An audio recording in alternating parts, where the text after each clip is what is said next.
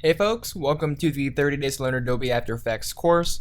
My name is Vincent Nguyen, and today in this lesson we're going to be talking about track mats and the introduction to track mats and how they work within After Effects.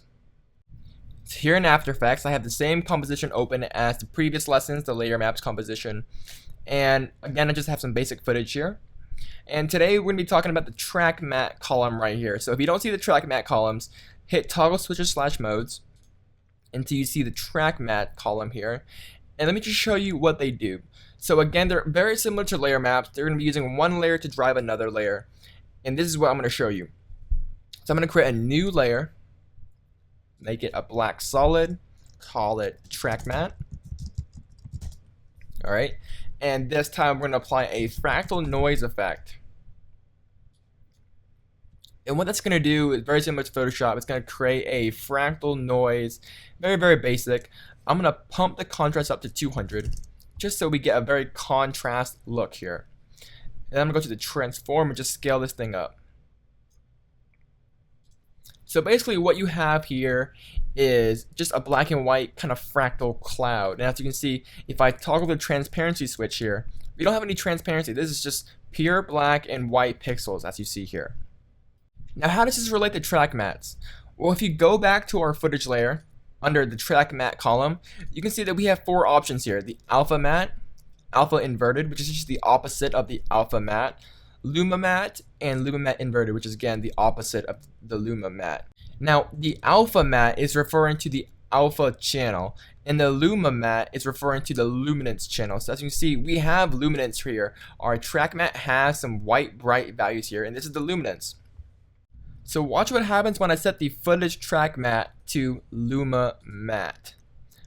As you can see, the footage is looking at the layer right above it, which is our track mat, and it's looking at the luminance value, which is the white values here, the bright areas, and it's kind of using it to cut our footage out, as you can see here.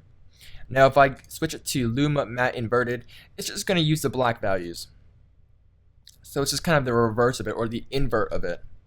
So I'm going to shut this thing off and just show you one more time. As you can see, we have white values here, and if we just set it to luma mat, it's going to kind of cut everything out and you'll leave the white areas intact, as you see. So it's kind of like cropping things out using the luminance, and it's always going to look at the layer right above it.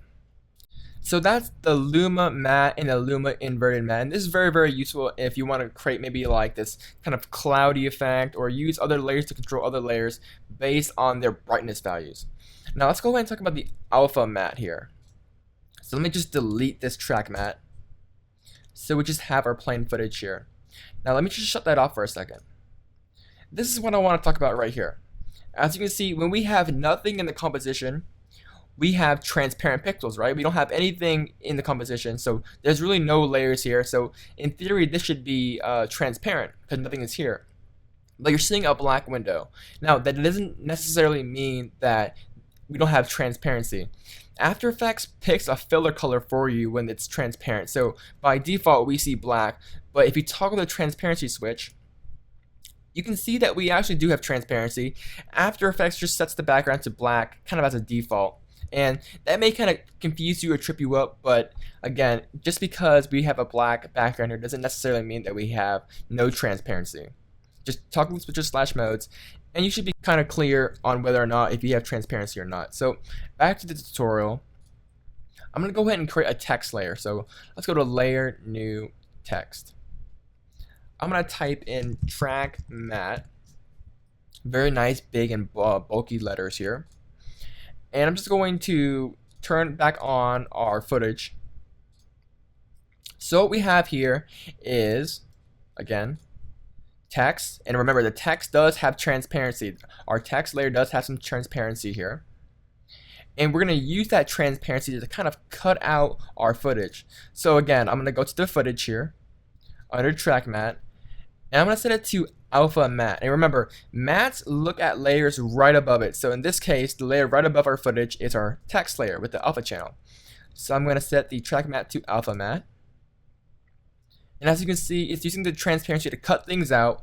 And so what we're left is our footage in the shape of our text. And this is pretty cool. This is very similar to how you do it in Photoshop.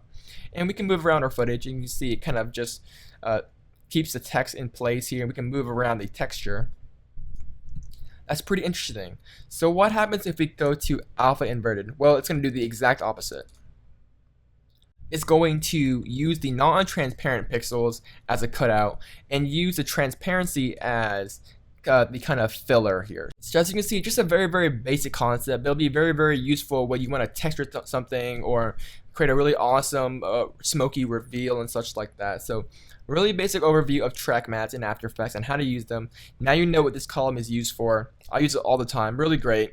In the next lesson, we're going to be talking about working with audio, looking at the waveforms, audio visualizations, and markers within After Effects to help you work with audio within the application. So if you guys have any further questions, leave me a message in the forum. I'll get to them as soon as I can.